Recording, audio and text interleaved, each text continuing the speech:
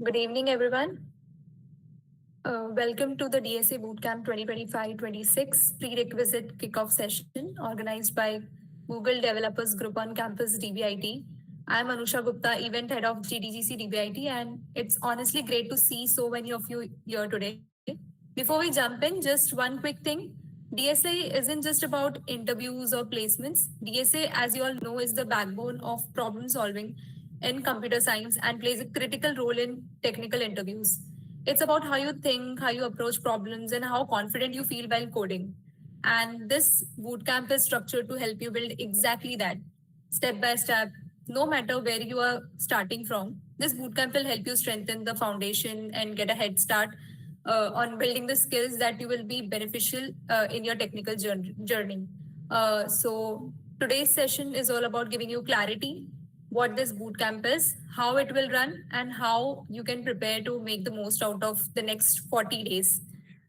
To kick things off, I would like to invite our last year's DSA experts who led last year's boot camp successfully, Narendra Dukhande and Sanjay Yadav. They have seen how this bootcamp actually plays out, what students struggle with, and what really works out if you stay consistent. They'll be sharing about their experience and what made it so impactful.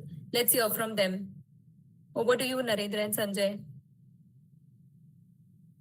Yeah, hello. Am I audible?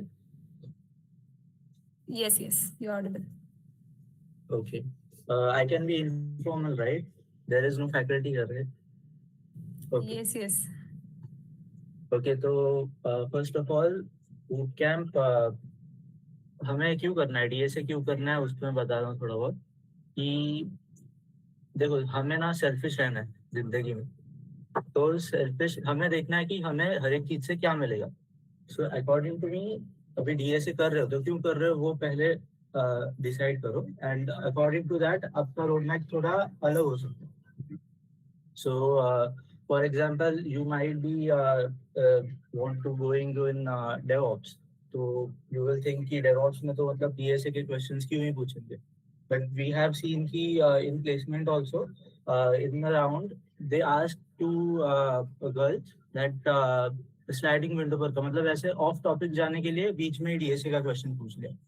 So it happens. सो कोई भी role हो, you should know at least a basic DSA firstly, and again हम engineering कर रहे हैं, so we want jobs. So placement perspective से there will be always DSA rounds. First of all like अगर तुम 5 और 6 एलपीए के ऊपर के जो भी कंपनीज होंगे, they will have dedicated DSA rounds और they will have a tech round, and tech round में obviously एक दो क्वेश्चन DSA के आएंगे। So it is just there कि अभी DSA के क्वेश्चंस पूछे जाने वाले, तो it is just कि अगर DSA के क्वेश्चन पूछे जाएंगे and we are not planning for it, we are not preparing for it, so we are the foolish one. So simply we should be doing DSA, but अभी कैसे करना है, क्यों करना है और कितना करना है, that will change according to your needs. You if you are like only for DevOps or any non-tech role, थोड़ा सा array तक का या फिर थोड़ा चीज़ों का इंफॉर्मेशन होना चाहिए कि सिस्टम डिज़ाइन क्या है वगैरह वगैरह। तो वैसे ही ऊपर से डीएसए में array का स्लाइडिंग विंडो हो गया या फिर कोई काउंटिंग क्वेश्चन हो गया, ऐसे बेसिक आपको कोडिंग आनी चाहिए या फिर थियोरेटिकली बता पाओ इतना तो आना चाहिए। अगेन और अगर एसडी का रोल है या कोई भी टेक रोल है, then again you need to know about like trees तक तो आपको आना चाहिए for coding. And other than that अभी के जो भी होंगे like things like backtracking, recursion, तो वो तो आपको थियोरेटिकली अच्छे से आना ही चाहिए। Apart from this boot camp मैं बेसिकली बताऊंगा कि बूट कैंप में जितना आप एक्टिव रहोगे सामने से, that will be more beneficial for you, क्योंकि जितना आप क्वेश्चन करोगे या फिर जितना आपकी तरफ से एफर्ट होगा, हमें भी उतना अच्छे से समझ में आएगा। जो भी डीएस एक्सपर्ट है अभी आई गेस तो they will get to know your level and according to we can switch. So it will be better for you to tell them कि ये नहीं समझा या फिर कोई भी डाउट हो, तो वो आप अभी से जितना ज्यादा आप इन्वॉल्व रहोगे इट्स बेटर। आफ्टर दैट क्यों डीएसए तो हो गया, लेकिन कैसे डीएसए करना है, then simply DSA is like any other subject, या फिर यू कैन से मैथ्स या फिर कोई भी, it is more about patterns. तो सिंपली आपको सारे पैटर्न्स को एनालाइज करना है, क्या हर एक क्वेश्चन कैसे करना है। तो उससे मैं बेटर होगा कि आप कोई भी डीएससी की शीट उठाओ, एनीथिंग लाइक लीड कोड है, लीड कोड 75 हो गया, स्ट्राइवर्स हो गया, आई गेस कोड शेफ का भी कुछ है, तो यू कैन ट्राई एनी, लेकिन stick with that. There will be multiple like 2-3 questions on each topic. तो ऐसा होगा कि 2-3 करने के बाद आपको आइडिया आ जाएगा and you should try to do yourself. Road map को स्टिक करोगे तो आपका जो जर्नी है मतलब वो पूरा यू कैन से कि हर एक टॉपिक को आप टच करोगे। Now to go in depth you should try on your own, कि बीच में ही कभी कॉन्टेस्ट दे दी, या फिर कोई अलग से क्वेश्चन उठा लिया कि एरेज मैंने पढ़ लिया है, so let me try one of arrays question. So again contest का मैं स्पेसिफिकली बोलूंगा कि try to give contest as early as possible. Like अभी you let's say know only arrays, और तुम कॉन्टेस्ट बैठोगे तुम्हें क्वेश्चंस नहीं समझेंगे, बट अगर तुमने सिर्फ क्वेश्चंस को रीड किया and if you are thinking about the questions, even if you are not able to come up with any algorithm or any solution, it's better to start developing that breaking down. And again contests are best place to have like this competitiveness, कि अगर आप कोई भी आगे coding round होगा या फिर company में भी, सो इट माइट बी हेल्पफुल कि आप अगर उस तरीके से सोच पा। And that is only DSA कि आपको पैटर्न्स ढूंढने आने चाहिए based on the problem statement. So again contests are must. Other than that, I will give some pointers to solve DSA questions like I have considered them. Firstly, कोई भी question start करना है तो फिर break down the questions, commit in like कुछ chunks में divide करो कि ये करना है तो इसके पहले मुझे ये करना चाहिए, फिर ये ऐसा ब्रेक डाउन करो आपके एल्गोरिथम को या फिर क्वेश्चन में जो पूछा है उसको। Try to use pen and paper. Like it might sound silly कि क्वेश्चन अभी पेन एंड पेपर कौन यूज करता है, मैं तो कोड ही करने वाला हूँ, but it will be better to कुछ चीजें आप लिखते जाओगे या फिर कुछ बॉक्स माइंड मैप बनाओगे, एंड इट माइट हेल्प कि अच्छा इसकी जगह पर मैं हैश सेट लगा सकता हूँ, that will be better. So it might kicking with the pen and paper. So that is one thing. मैंने मतलब जब भी मैं अच्छे कॉन्टेस्ट में गया ना, तब से मैं mostly pen and paper use करते आया हूँ and it has helped a lot. Other than that again questions आप करोगे, focus on patterns, not the quantity or quantity of questions. We agar you say कि I have done 200 questions, 400 questions, it doesn't mean anything. अगर तुम अलग-अलग patterns के questions कर पा रहे हो, and if you are doing only 80 question or 60 question also, like you will see lead code 75. In 75 questions, they have done all the topics. So you should do something like that कि कुछ quality questions low and try to do them other than just rampaging on questions. And again, give contests and test yourself. Again, DSA might be like after linked list or stack बहुत hard हो जाएगा या फिर ऐसे bulk लगेगा, but just stick around. अगर तुम 1-2 महीने में मतलब उस ही चीज को वापस करते रहोगे, it will become easy and you will go through it. So yeah, that's from my side. Sanjay, if you want to add something. हाँ मैं भी। तो सबसे पहले तो मुझे लाइक थोड़ा अपनी टीम का ही बताना, थोड़ा एजेंडा लाइक उनको क्या ध्यान रखना चाहिए। जैसे कि अगर अभी जैसे बूट कैंप चल रहा है, तो जैसे हमने चालू किया था, तो हमारा ये एजेंडा था कि हम किसी को इंसिस्ट नहीं करें कि 1 घंटा हमें बैठ कर सुनो या देखो, बट वो 1 घंटा अपने डीएसए के जो जर्नी है उसमें इन्वेस्ट करो। ठीक है, तो लाइक भले वो हमारे बूट कैंप में ना आए, चाहे अगर उसको मन है तो आके बैठे, लेकिन वो 1 घंटा कहीं ना कहीं इन्वेस्ट करे और वो डिसिप्लिन मेंटेन करे। ठीक है, जरूरी नहीं कि हमारी बातें सुने 1 घंटा और वो टाइम वेस्ट हो, बाद में वो उसका वेस्ट हो जाए। ठीक है, और इसमें लाइक दो दो तरह के वेज होते हैं अपनी डीएसए करने के लिए। एक नेचुरल होता है जो जिनके पास टाइम है उनके लिए है, और एक सिंथेटिक टाइप का होता है। तो जो सेकेंड ईयर वगैरह में है उनके लिए तो ये बहुत बेस्ट टाइम है ये शुरू करने का डीएसए, जैसे कि वो थोड़ा डर्टी मेथड यूज करें कि लाइक कोई भी क्वेश्चन पे कूदें और दिमाग लगा के कुछ उसको सॉल्व करने की कोशिश करें, और जब सॉल्व हो जाए तो उसके बाद उसके सोल्यूशंस वगैरह देखें, बेटर सोल्यूशंस देखें, ठीक है, और उसमें चीज़ों के कोडिंग पैटर्न समझें। और दूसरा एक मेथड होता है जो कि अभी थर्ड ईयर में है, तो इनके पास अभी समय तो थोड़ा कम है, तो सिंथेटिक में कर सकते हैं, जैसे कि शीट्स वगैरह होती हैं उनको फॉलो करना, या फिर कॉन्सेप्ट वाइज जाना कि ये कॉन्सेप्ट कैसे मैं सीख सकता हूँ, कॉन्सेप्ट कैसे सीख सकता हूँ।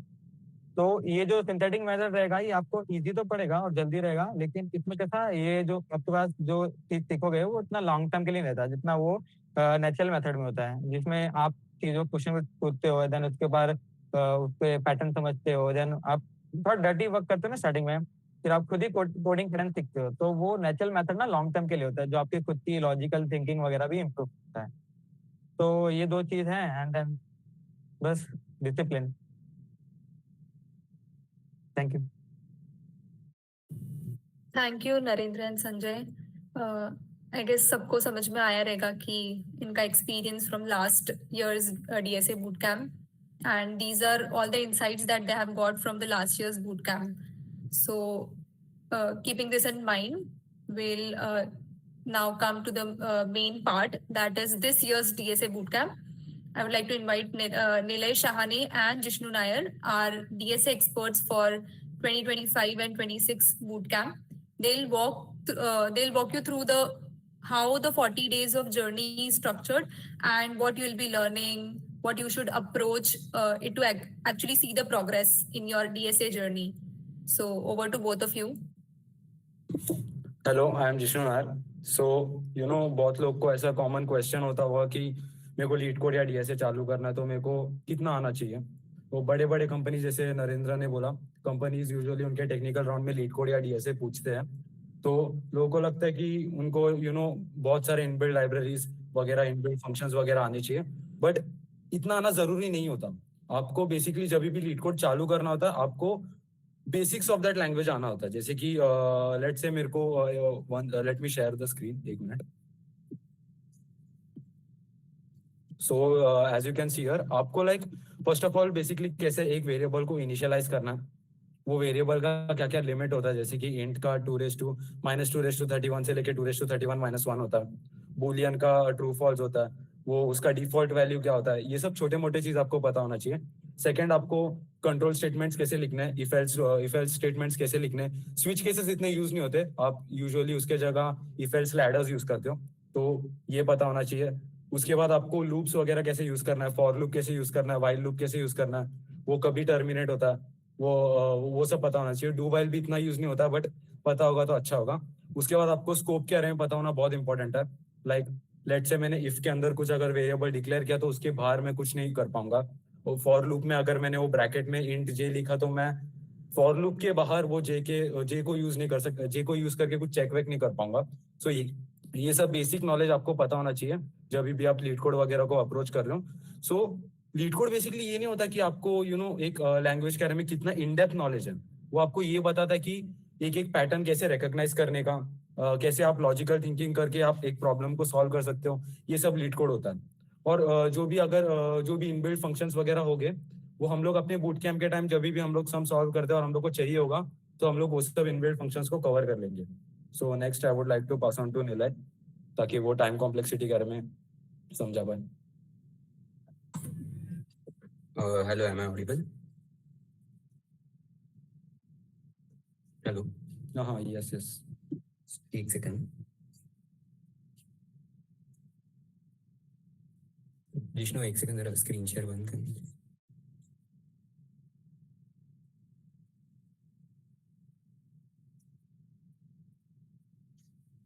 जस्ट 1 सेकंड, आई थिंक मेरा टैब नीचे से लेफ्ट हो गया।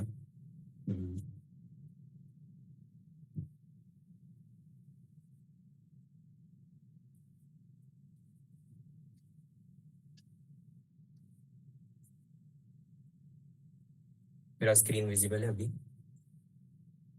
हाँ। सो अभी हम लोग जब एक एल्गोरिदम बनाते हैं तो नॉर्मली हम लोग को दो चीजें कंसिडर करना रहता है। फर्स्ट इज की टाइम कॉम्प्लेक्सिटी क्या है एंड दूसरा इसकी स्पेस कॉम्प्लेक्सिटी क्या है। तो अभी इसमें भी दो टाइप्स रहता है। तो फर्स्ट ऑफ ऑल ये सब जो है ना वो आपने ऑलरेडी पढ़ा रहेगा पहले भी, बट जब मतलब हम लोग अभी बूट कैंप में क्वेश्चन सॉल्व करेंगे लीड कोड के, तो ऑलमोस्ट हर क्वेश्चन में हम लोग टाइम और स्पेस के बारे में बात करेंगे। तो तभी इसलिए अभी अभी हम लोग एक बार प्री रिक्विजिट में ये सब कवर कर रहे हैं कि तभी जाके ज्यादा इस पे ब्रेनस्टॉर्म ना करना पड़े and we could focus on the main logic वाला पार्ट। तो इसके लिए अभी हम लोग एक बार देख लेते हैं कि टाइम एंड स्पेस कॉम्प्लेक्सिटी का थोड़ा बेसिक्स। तो फर्स्ट ऑफ ऑल दो टाइप्स के एनालिसिस रहता है, एक रहता है पोस्टेरियरी एनालिसिस एंड एक रहता है प्रायरी एनालिसिस। तो ये जो पोस्ट एनालिसिस रहता है वो नॉर्मली जब हम लोग मतलब वो टेक प्लेस करता है after the execution of code या फिर द एल्गोरिदम, जो नॉर्मली हम लोग डिप्लॉयमेंट के साइड में यूज करते हैं। एंड जो अप्रायरी रहता है वो यूज करते हैं हम लोग एल्गोरिदम डिजाइनिंग के टाइम, मतलब हम लोग जब लीड कोड का क्वेश्चन सॉल्व करते हैं या फिर कोई प्रॉब्लम सॉल्व करते हैं उसके लिए सॉल्यूशन लिखते हैं, तो तभी हम लोग अप्रायरी यूज करते हैं। तो एक बार हम लोग पोस्ट एनालिसिस का ऊपर से ओवरव्यू देख लेते हैं and then we will move on to a priori analysis. तो पोस्टेरियरी एनालिसिस में क्या होता है कि हम लोग का एक कोड है, तो हम लोग स्टार्टिंग में एक टाइमर सेट कर देंगे एंड एंडिंग में, मतलब टाइमर सेट करना है मतलब टाइम देखना है, तो नैनो सेकंड्स में हम लोग टाइम देखेंगे एंड लास्ट में हम लोग नैनो सेकंड्स में टाइम देखेंगे एंड देन उसका डिफरेंस कैलकुलेट करके हम लोग को समझेगा कि अच्छा ये कोड को इतना टाइम लगा एग्जीक्यूट होने में। तो same can be done with space and memory as well, मतलब पहले कितना मेमोरी मतलब इनिशियली कितना मेमोरी था एंड कोड के एंड में कितना मेमोरी था, तो उसके सब्सट्रैक्शन के बेसिस पे हम लोग को समझ सकता है। So this is after the code is executed. Then now priori analysis. तो पहले प्रायरी एनालिसिस में we will see time complexity. तो अभी ये क्यों यूज होता है, क्योंकि हम लोग जब हम लोग को एक प्रॉब्लम बताया जाता है, सो समझो एक कंपनी के लिए एल्गोरिदम डिजाइन करना है, सो दे विल टेल कि हम लोग को क्या मतलब क्या टाइम कॉम्प्लेक्सिटी का एल्गोरिदम चाहिए या फिर क्या स्पेस कॉम्प्लेक्सिटी का एल्गोरिदम चाहिए। तो वो माइंड में रख के हम लोग को एल्गोरिदम डिजाइन करना पड़ता है and this is even applicable to solving LeetCode problems. तो ये क्या है, ये analysis that takes place before the execution of an algorithm. And अभी ये जो है ना वो टाइम मतलब मिली सेकेंड्स या फिर सेकेंड्स, मतलब वो यूनिट्स में नहीं बताता। ये कैसे बताता है, मतलब कितना टाइम कॉम्प्लेक्सिटी है कि हम लोग का जो एल्गोरिदम है उसने सॉल्यूशन फाइंड करने के लिए कितने डेटा एलिमेंट्स को विजिट किया।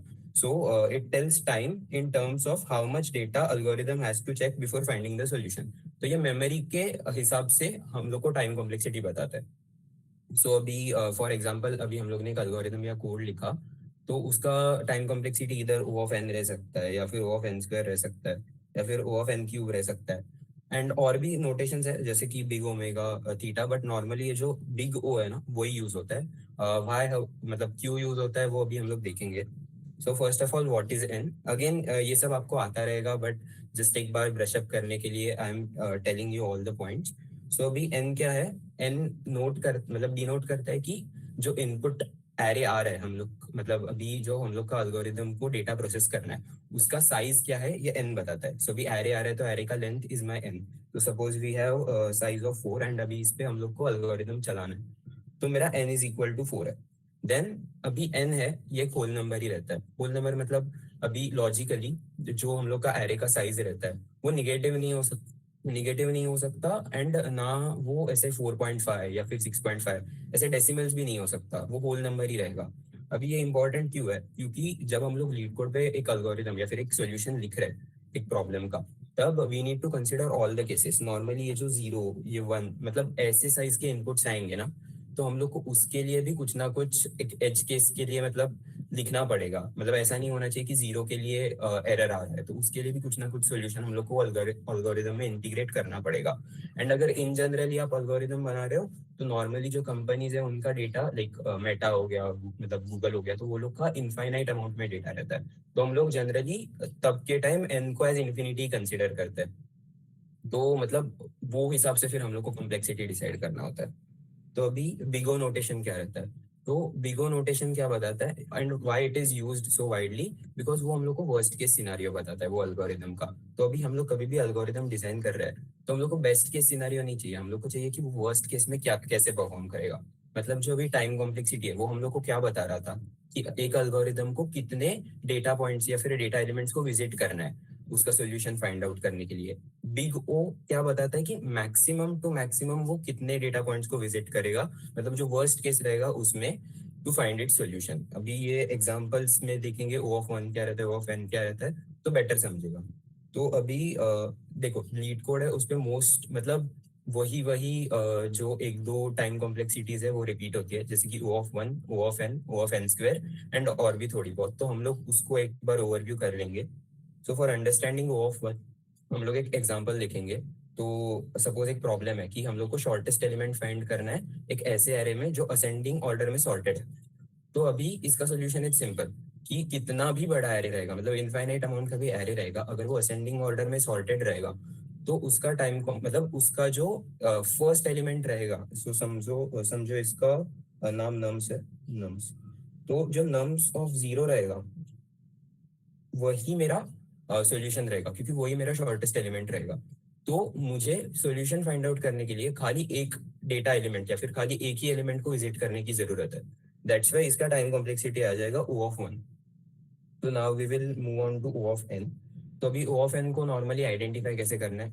तो फर्स्ट ऑफ ऑल आइडेंटिफाई क्यों करना है? तो आई थिंक अगर आप लोग एक कोड को देख के या फिर एक एल्गोरिथम को देख के बता पा रहे हो कि उसका time complexity and space complexity क्या है, तो आई थिंक वाइस वर्सा भी ऑटोमेटिक प्रूव हो जाएगा कि जब आपको बोला जाएगा पहले से ही कि आपको O(n) का या मतलब O(n) या फिर O(1) का स्पेस कॉम्प्लेक्सिटी या फिर टाइम कॉम्प्लेक्सिटी का एल्गोरिथम डिजाइन करना है, तो आप लोग खुद से वो कर पाओगे if you are able to identify एक एल्गोरिथम को देख के कि उसका टाइम कॉम्प्लेक्सिटी क्या है। सो आइडेंटिफाई कैसे करना है? One of the methods is कि हम लोग देख सकते हैं कि फॉर लूप है, व्हाइल लूप है, उसमें इफ एल्स वगैरह ऐसे कोड है, तो उसका टाइम कॉम्प्लेक्सिटी रहेगा वो O(n) रहेगा if it is not nested.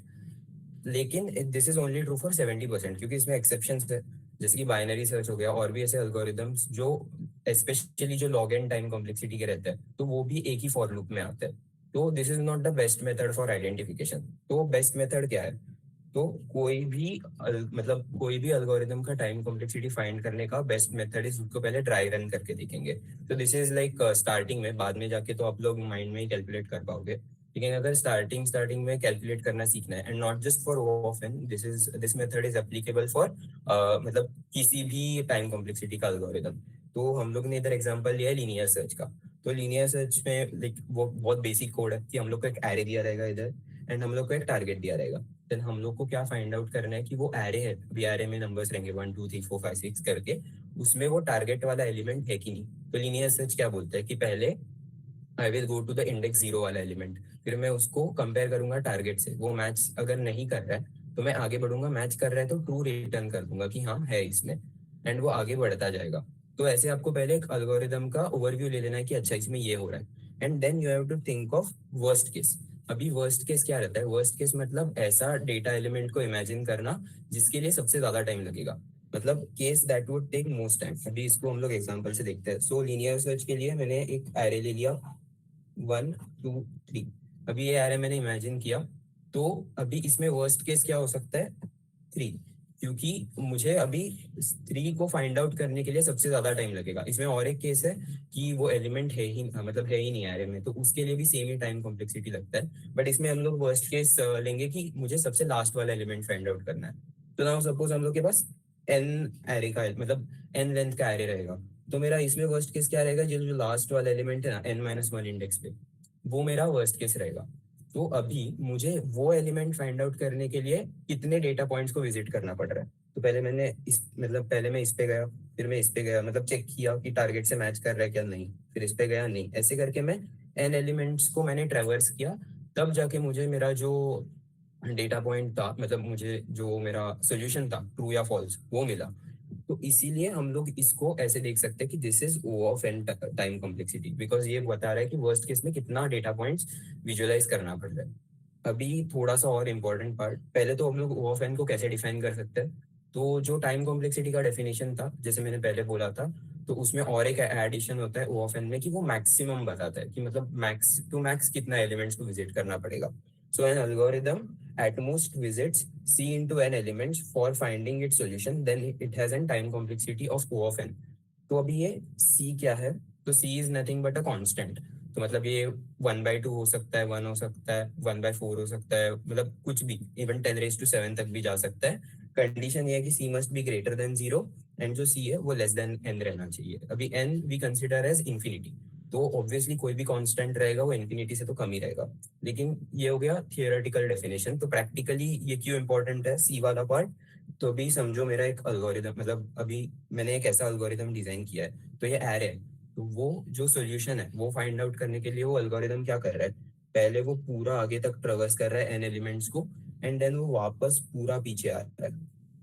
तो जब वो इतना 2 रोटेशंस परफॉर्म कर, मतलब 2 बार आगे पीछे आ रहा है, तब जाके उसको उसका सोल्यूशन जो चाहिए था वो मिल रहा है। तो टेक्निकली मेरा जो वर्स्ट केस में परफॉर्मेंस है, मतलब कितना एलिमेंट्स वो विजिट करेगा, वो 2 into n एलिमेंट्स विजिट करेगा। सो टेक्निकली इसका टाइम कॉम्प्लेक्सिटी रहना चाहिए था O of 2n, but still it is considered as O of n only, where this 2 is a constant.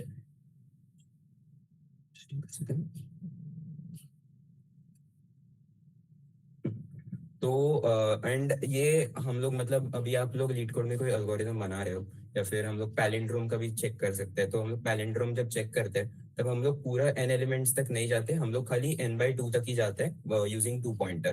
तो टेक्निकली उसका टाइम कॉम्प्लेक्सिटी रहना चाहिए था O of 1/2n, बट फिर भी हम लोग उसको O of n ही कंसिडर करते हैं। सो ये वाला पॉइंट एक इंपॉर्टेंट था कि अगर आप लोगों ने मतलब एल्गोरिदम डिजाइन करते टाइम एक ही बार ट्रेवर्स करते टाइम मतलब आंसर नहीं निकाला, आपने मल्टीपल ट्रेवर्सल्स किए, फिर भी वो O of n ही कंसिडर होगा। Then next is O of n square. तो भी O of n स्क्वायर भी एक एग्जांपल से समझते हैं। तो सपोज मुझे एक मैट्रिक्स को फिल करना है। सो अभी मुझे वो मैट्रिक्स का डायमेंशन है n into n, मतलब this is also n and this is also n। तो अभी मैं इसको कैसे फिल करूंगा, तो मैं पहले रो में जाऊंगा, फिर इधर 1 2 3 ऐसे करके n एलिमेंट्स को फिल करूंगा, फिर मैं दूसरे रो में जाऊंगा, फिर अगेन इधर 1 2 3 करके n एलिमेंट्स को फिल करूंगा, फिर ये रो ऐसे करते करते n रोज। तो जो लास्ट में, मतलब अगेन इसमें वर्स्ट क्या है कि दिस वाला पॉइंट, जो लास्ट वाला पॉइंट है, उसको मुझे अगर फिल करना है तो मुझे कितने डेटा एलिमेंट्स को विजिट करना पड़ा। तो पहले मैंने ये इधर n एलिमेंट्स को विजिट किया, फिर मैंने वापस सेकेंड रो में n एलिमेंट्स को विजिट किया, फिर वापस थर्ड रो में, और ऐसे करते करते मैं कितने रोज में करता गया, n रोज में, मतलब this n times, which is nothing but n into n। तो मुझे ये फिल करने के लिए n into n data elements को फिल करना पड़ा। तो इसका हम लोग बोल सकते हैं time complexity is O of n square, right. तो अभी इसमें भी वो सेम सी वाला लॉजिक है कि कभी कभी पूरा n स्क्वायर नहीं करना पड़ता था, जैसे कि जो राउंड रॉबिन वाले अल्गोरिदम्स रहते हैं उसमें हम लोग पूरा n स्क्वायर नहीं जाते, n into n - 1/2 ही जाता है, बट स्टिल उसको हम लोग O of n स्क्वायर ही, मतलब big O of n square he consider करते हैं। So now O of mn। अभी O of mn मतलब क्या, कि अगर समझो ये तो परफेक्ट स्क्वायर मैट्रिक्स था, अगर मेरे पास m into n डायमेंशंस का रहता, मतलब this would be m, right. तो अगर m रहता तो मैं क्या करता था, n plus n ऐसे ये m टाइम्स रहता था, तो m into n हो जाता था वो, तो मेरा टाइम कॉम्प्लेक्सिटी आ जाता था बिग O of mn। तो ये मोस्टली मैट्रिक्स के टाइम पे यूज होगा ये वाला time complexities. Then the next is identification. अभी इसका आइडेंटिफिकेशन कैसे करना है, आई थिंक वो मैट्रिक्स के एग्जांपल से समझ गया रहेगा कि नॉर्मली नेस्टेड फॉर लूप या नेस्टेड व्हाइल लूप रहेगा, तो समझ जाता है कि हाँ ये मतलब O of n square, big O of n square का मतलब big O of n square इसका टाइम कॉम्प्लेक्सिटी है।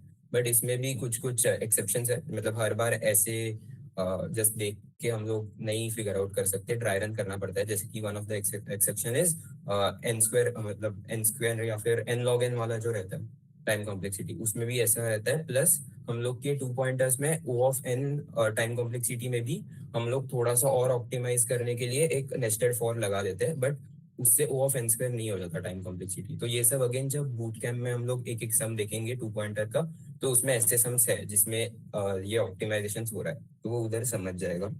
Then again some of the other time complexities are log n log n cube 2 raised to n। लेकिन ये सब हम लोग boot camp में जैसे जैसे मतलब सम्स आएंगे, जैसे बाइनरी सर्च आएगा, तब अच्छे से हम लोग log n को डिस्कस करेंगे, अच्छे से n log n को डिस्कस करेंगे, एंड उसका पूरा ड्राई रन करके देखेंगे। तो अभी के लिए आप लोग अभी हायरार्की समझो। सो ये हायरार्की है, मतलब जो हम लोग का बेस्ट सॉल्यूशन रहेगा, बेस्ट सॉल्यूशन एक एल्गोरिदम का, तो उसका टाइम कॉम्प्लेक्सिटी रहेगा O of 1 and space complexity भी रहेगा O of 1। अगर मतलब वो O of 1 है दोनों, तो आई थिंक वो एल्गोरिदम का बेस्ट सॉल्यूशन है।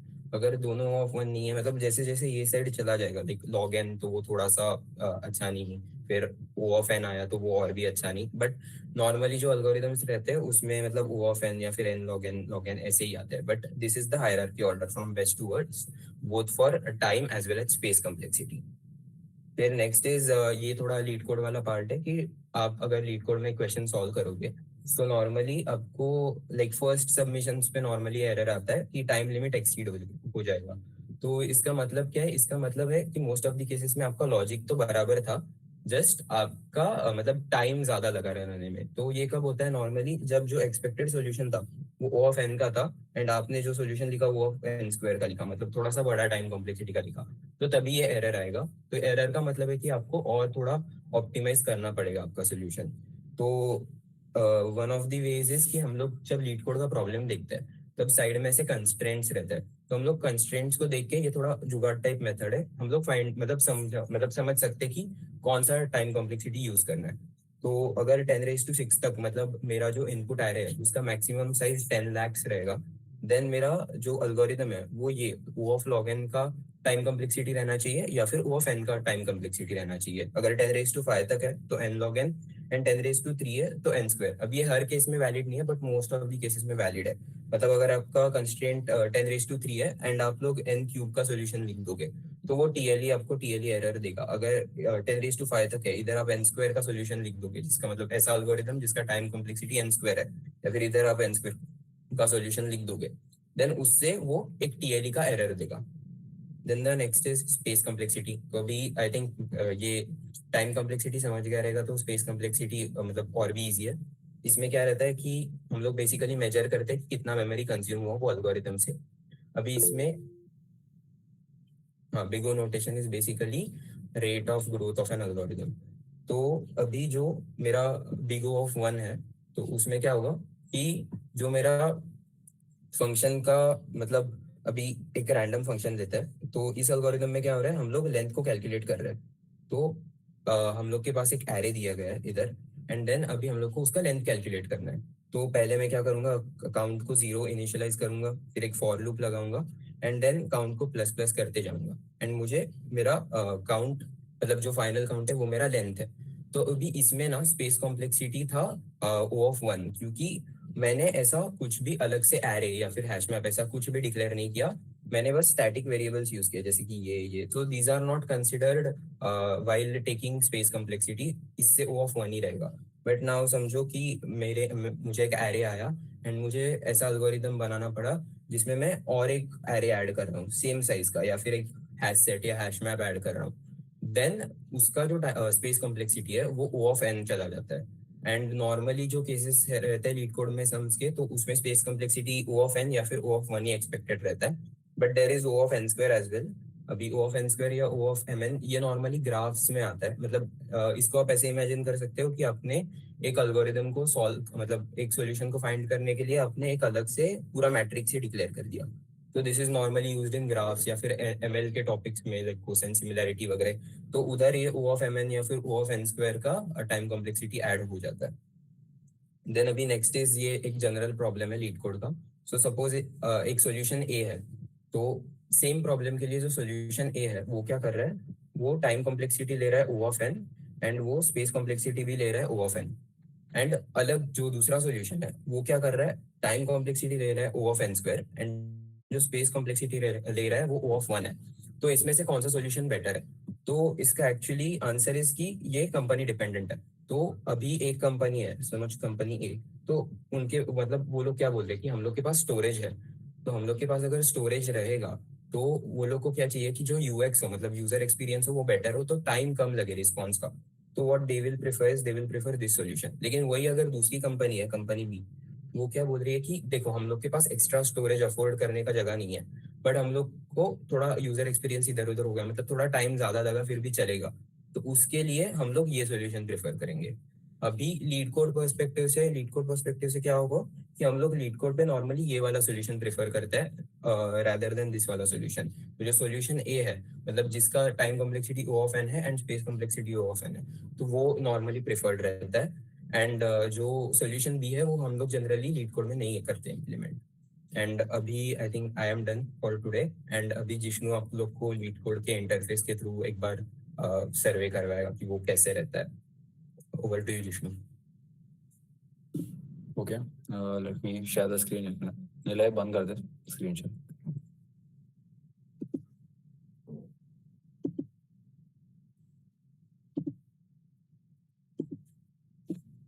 तो बेसिकली आप जब लीड कोड का वेबसाइट खोलते हो, लॉगिन या क्रिएट अकाउंट करके आप जब क्रिएट करते हो, आपके पास ऑलरेडी अकाउंट है और आप साइन इन करते हो, तो ये बेसिक इंटरफेस होता है।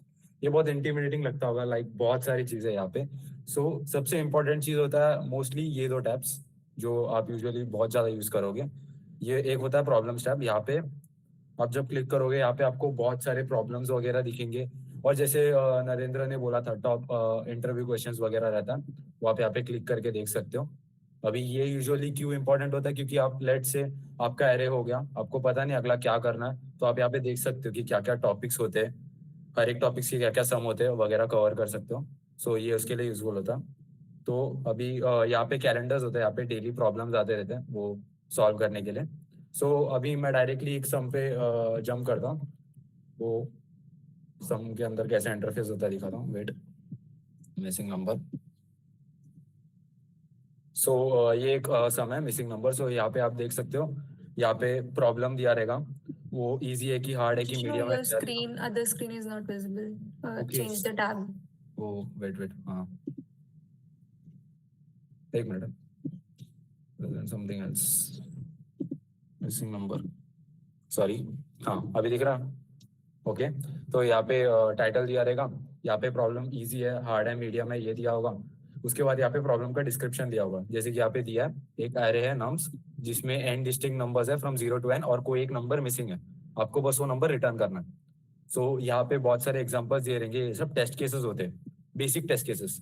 सो ये टेस्ट केसेस क्या होते हैं, जैसे कि यहाँ पे एक इनपुट दिया रहता है, एक आउटपुट दिया रहता है और उसका एक्सप्लेनेशन दिया रहता है कि ये आउटपुट क्यों आया। तो वैसे 3 एग्जांपल्स दिए होते हैं। उसके बाद नीचे कंस्ट्रेंट्स होता है, जैसे निलय ने बताया आपको, अगर ये पता करना है कि कौन सा सॉल्यूशन फिजिबल होगा तो आप कंस्ट्रेंट्स देख के समझ सकते हो। जैसे कि यहाँ पे 10⁻⁴ है, तो n² वाला सॉल्यूशन भी चल जाएगा, n³ वाला टेल ही दे देगा। फिर उसके बाद अगर आप अटक गए हो, आपको कुछ ही नहीं आ रहा, तो आप टॉपिक्स देख सकते हो। पहले फर्स्ट आप टॉपिक्स देखोगे, फिर सोचोगे अच्छा ये यूज कर रहा है, तो फिर मैं उसके हिसाब से सोचता हूँ। अगर आपको तभी भी नहीं आ रहा है, आप सिमिलर क्वेश्चन देख सकते हो। यहाँ पे मल्टीपल सिमिलर क्वेश्चंस होते हैं। उसके बाद भी अगर आपको नहीं आ रहा तो आप डिस्कशन टैब देख सकते हो। यहाँ पे डिस्कशन टैब यूजुअली क्यों देखता है मैं आगे समझाता हूँ आपको। तो फर्स्ट ऑफ ऑल ये आपका कोड एडिटर वाला एरिया, यहाँ पे आपको कोड लिखना होता है। यहाँ पे अनलाइक आप जैसे कोड लिखते हो मेन फंक्शन वगैरह नहीं लिखना है, यहाँ पे आपको डायरेक्टली एक फंक्शन में जंप करना है, पैरामीटर्स दिए होते हैं और आपको कुछ तो वैल्यू रिटर्न करना होता है। अभी वहाँ पे जो टाइप ऑफ वैल्यू रिटर्न करना है वो यहाँ पे दिया रहता है। तो जब भी यहाँ पे वॉइड दिया रहता है तो यूजुअली आपको वही पैरामीटर्स में कुछ चेंज करके बस चेंज करना है, रिटर्न कुछ नहीं करना है। सो यहाँ पे मल्टीपल ऑप्शंस है। तो यहाँ पे मैं आपको सम कैसे करना है ये नहीं समझाऊंगा, आपको बस यहाँ पे लीड कोड का इंटरफेस के थ्रू फैमिलियरिटी बताऊंगा। तो मैं एक प्रीवियसली सबमिटेड सॉल्यूशन लेता हूँ अपना। सो ये मेरा एक प्रीवियसली सबमिटेड सॉल्यूशन है। यहाँ पे मेरे को क्या करना है, बेसिकली मिसिंग नंबर्स में आपको वो नंबर ढूंढना है जो मिसिंग है। लेट से आपके पास एक बास्केट है, उसमें 10 एप्पल है, हर एक का कुछ डिस्टिंक्ट वेट है, और उसमें से कोई तो एक एप्पल निकाला, आपको नहीं पता कि कौन सा एप्पल निकाला, और आपको दे दिया। तो आपको फाइंड करना है कि कौन सा वेट का एप्पल निकाला है। सो आप क्या करोगे, बेसिकली फर्स्ट जो टोटल बिना निकाले वाला बास्केट का वेट निकालोगे, और उसके बाद निकाले वाला बास्केट का वेट निकाल के दोनों का डिफरेंस निकालोगे। उससे आपको पता लगेगा कौन सा वेट का एप्पल मिसिंग है, और वो आप फाइनली रिटर्न करोगे। वही सेम लॉजिक यहाँ पे चलता है। तो यहाँ पे फर्स्ट ऑफ ऑल मैं ये एरे का लेंथ वेरिएबल में स्टोर करूंगा, क्योंकि यहाँ पे जैसे कि आप देख सकते हो टेस्ट केसेस में 3 लेंथ है, तो यहाँ पे 0 से 3 तक का नंबर्स है। तो पहले मैं एरे का लेंथ स्टोर करूंगा। उसके बाद ये एक मैथमेटिकल फॉर्मूला है, ताकि मेरे को सम ऑफ होल नंबर्स निकालना है अप टू n। तो आप ये फॉर्मूला यूज करते हो n × n+1 / 2। उसके बाद मैं एक सम करके वेरिएबल इनिशियलाइज करके फॉर लूप के थ्रू हर एक एलिमेंट के पास जाऊंगा और उसको ऐड करूंगा। तो उससे मेरे को सम मिलेगा कि मतलब वो नंबर मिसिंग है तो वो एरे का सम मिलेगा जिसमें वो नंबर मिसिंग है। उसके बाद मेरे पास टोटल सम है, दोनों को डिफरेंस करूंगा तो मेरे को सोल्यूशन मिलेगा। तो यहाँ पे 2 बटन्स होते हैं, रन और सबमिट। अभी रन क्या करता है, ये बेसिक जो 3 टेस्ट केसेस है सिर्फ उनको ही रन करता है और आपको सोल्यूशन देखता है कि एक्सेप्टेड है कि नहीं। यहाँ पे आपको दिखाई देगा कि एक्सेप्टेड है कि नहीं। अगर आपने कुछ एरर भी किया तो आपको यहाँ पे दिखाई देता ये टर्मिनल के थ्रू कि आपने कुछ एरर किया। 1 मिनट, सबमिटेड फ्रीक्वेंटली, जैसे कि यहाँ पे बता दिया। आप डीबगिंग के लिए चाहिए तो यहाँ पे प्रिंट कर सकते हो कि आपको कुछ लग रहा है कि आपके हिसाब से आउटपुट नहीं आ रहा, तो यहाँ पे आप डीबग कर सकते हो। लाइक मेरे को देखना है कि n का वैल्यू क्या आया।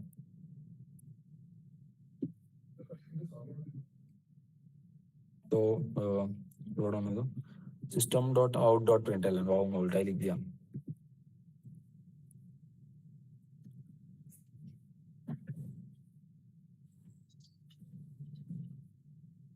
तो यहाँ पे आपको std आउट में आएगा आपने जो प्रिंट किया। ये डिबगिंग के लिए बहुत यूजफुल होता है। आप जब अटके रहते हो, आपका कोड रन हो रहा है बट आपका कुछ तो लॉजिकल फ्लॉ है, तो उसके लिए ये बहुत यूज होता।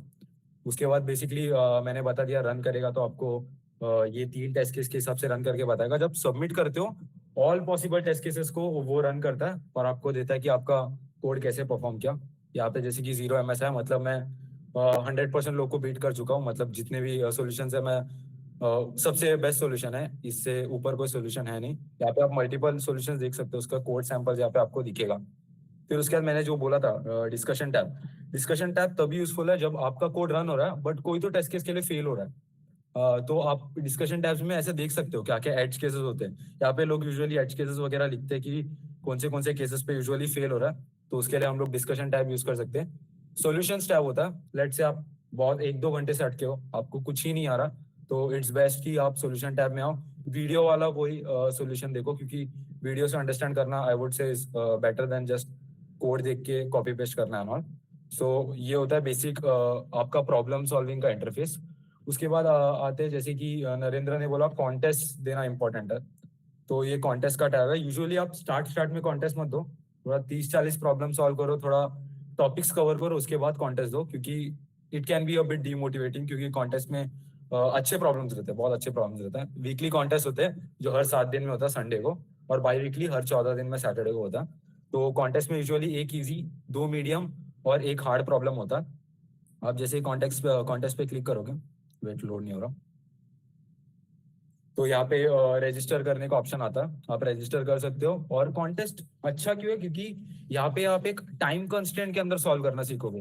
लाइक आपके पास 2 घंटा, आपको 4 प्रॉब्लम सॉल्व करना है। नहीं तो आप अगर यहाँ पे कोई प्रॉब्लम उठा है तो आप 2-3 घंटा दे सकते हो, बट कॉन्टेस्ट में आपको 4 प्रॉब्लम 2 घंटे में करना। तो आपको ये सोचने की कौन सा प्रॉब्लम कभी करना, कौन सा बेटर होगा, कौन से को अप्रोच करना। सो this is all about leet code. आपको कितना पता रहना चाहिए कि लीड कोड क्या है। फिर यहाँ पे ये सब नंबर देखोगे, ये एक्सेप्टेंस रेट होता है, बेसिकली कितने लोगों ने सॉल्व करने को ट्राई किया है और कितने लोग सक्सेसफुल रहे। ये डिफिकल्टी ऑफ द प्रॉब्लम रहता है। ये जो होता है फ्रीक्वेंसी होता है, मतलब ये कितने बार इंटरव्यूज में पूछा गया, ये सिर्फ प्रीमियम वालों को मिलता। तो लीड कोड में मुश्किल ये नहीं होता कि लाइक आपका कोड रन हो रहा है कि नहीं हो रहा। सबसे इंपॉर्टेंट चीज अबाउट लीड कोड इज आप कितने कंसिस्टेंट हो, आप कितने हर दिन सॉल्व कर रहे हो कि नहीं, आप हर दिन जाके कौन सा प्रॉब्लम सॉल्व करना है, यही सब मुश्किल होता है। तो हम लोग instead of giving like a list of questions, हम लोग एक बूट कैम्प कंडक्ट करने का प्लान कर रहे हैं फ्रॉम 1 जनवरी 7:30 to 8:30। ये बूट कैम्प में क्या होगा, let me share the screen, wait दूसरा प्रेजेंट करना। सो ये बूट कैम्प में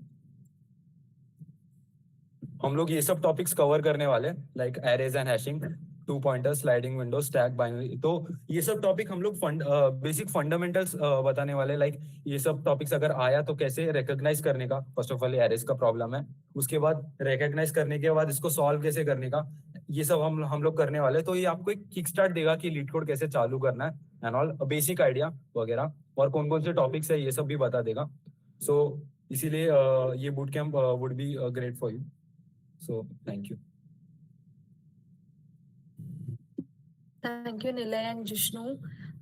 आई गेस सबको एक बेसिक आइडिया आ गया होगा कि नेक्स्ट 40 डेज क्या होने वाला है, and it would be very good अगर आप लोग कंसिस्टेंट रहोगे नेक्स्ट 40 डेज के लिए, जो सेकेंड ईयर में है, थर्ड ईयर में है, नो मैटर कौन सी कोई भी ईयर में, इवन फर्स्ट ईयर्स भी है कुछ, तो ट्राई करो कि try to be consistent, because सुना रहेगा कि DSA is not about perfection, it is about how consistent you are with इट। सो इट्स बेटर कि हम लोग भी हैं, हम लोग भी साथ में ये डीएसए बूट कैंप में ज्वाइन करेंगे, हम लोग भी सीखेंगे साथ में तुम लोग के। सो इट्स बेटर कि एवरीबडी इज देयर, एंड अभी 65 है, आई होप इससे ज्यादा लोग 40 डेज के लिए और लास्ट डे तक रहें। यहाँ पर सिर्फ थ्योरी वगैरह नहीं सिखाएंगे, एक्चुअल में प्रॉब्लम सॉल्व करेंगे। निलय, जिष्णु दोनों हमारे DSA experts, and along with it DSA team भी है पूरी, तो they will help you all with everything. So कहीं भी कुछ भी डाउट्स है या कुछ भी है तो तुम लोग कभी भी पूछ सकते हो। It's like we are here to help you all. So now I will called Tushita Patil, our organizer of GTGC DBIT, to speak a few words.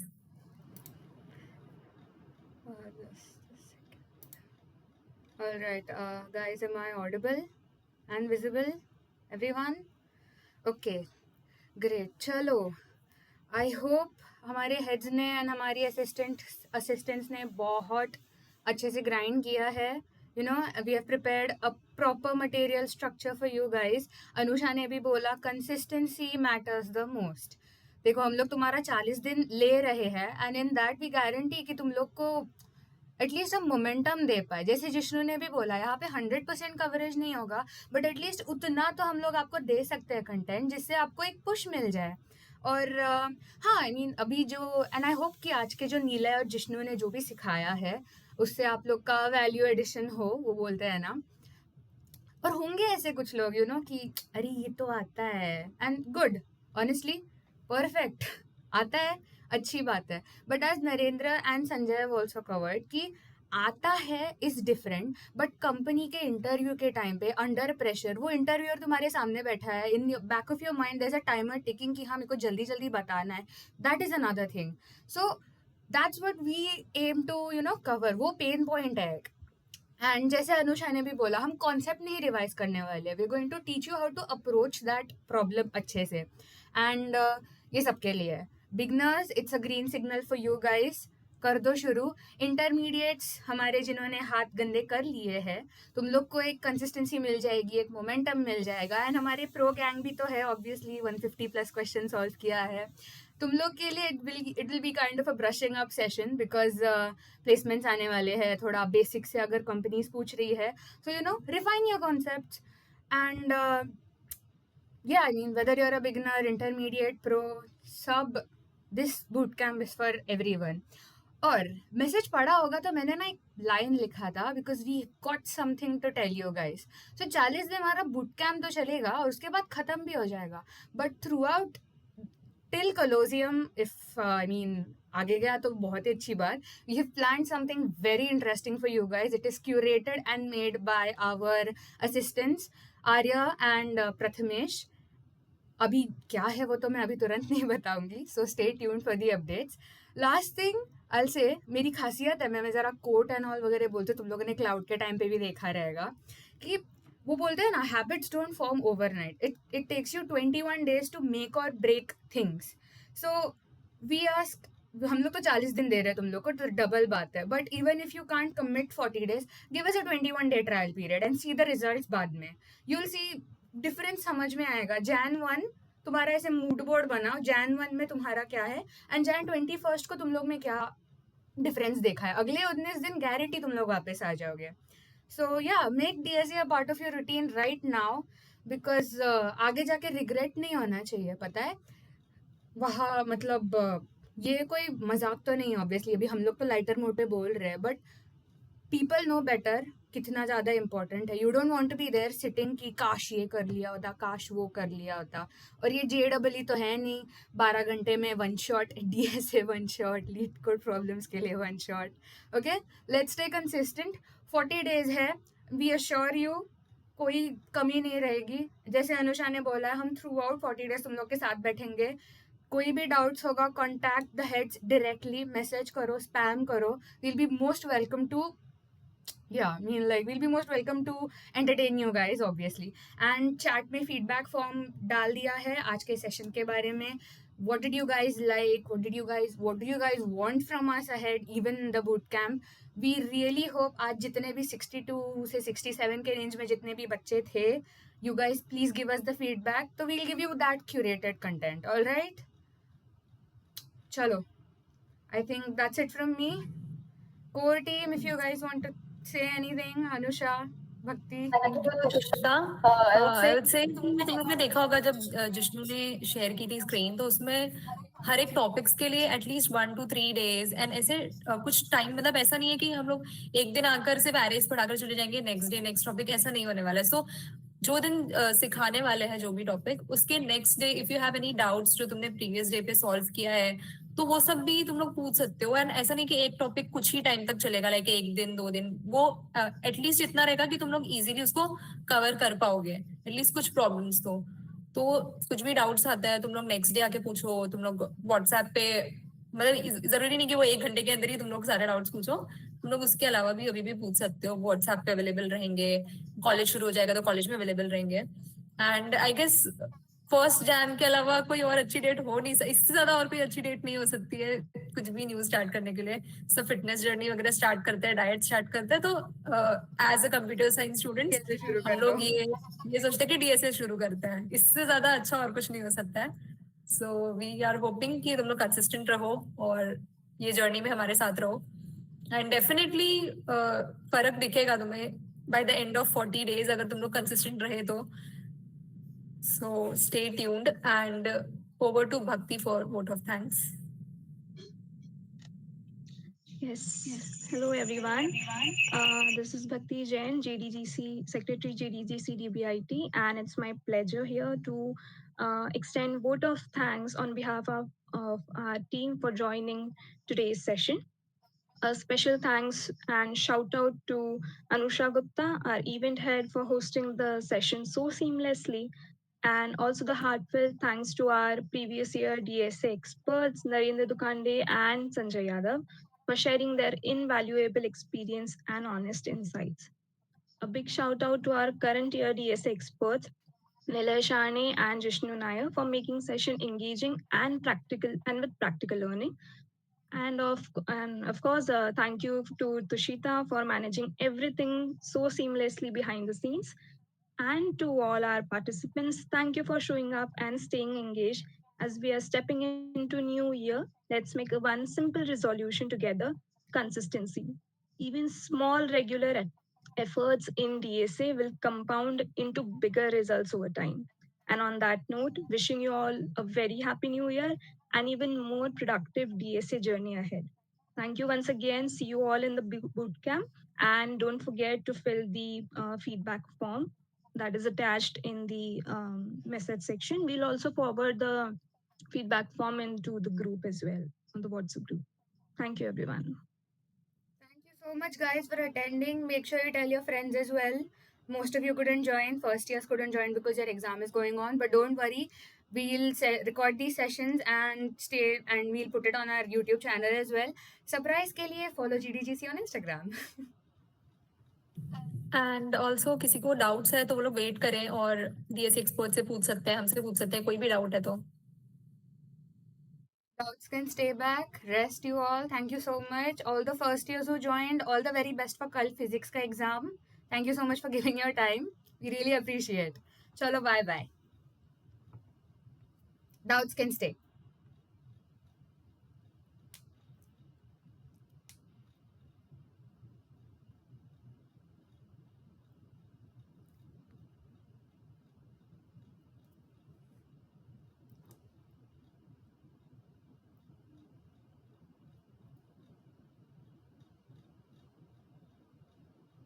Yes, anybody who has a doubt, please let's get you started.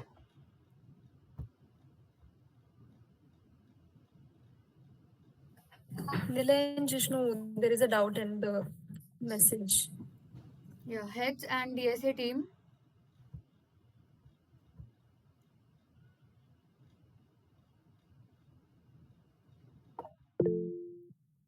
Okay, and I also heard someone say कि like certificates and all मिलेंगे क्या?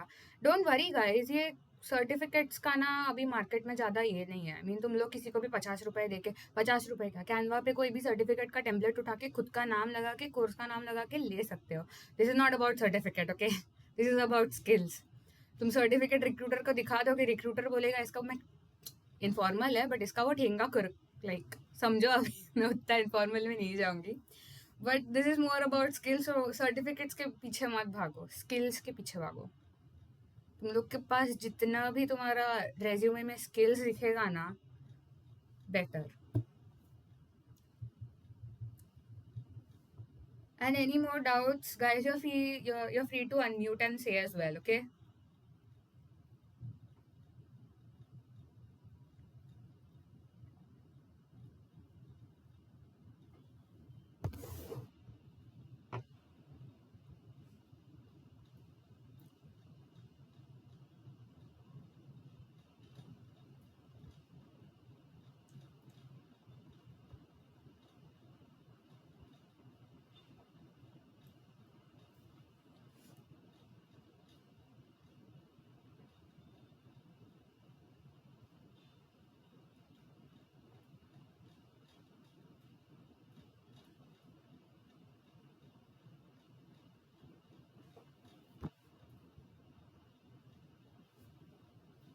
All right, then, if there are no more doubts, I think we can end this session very well before time.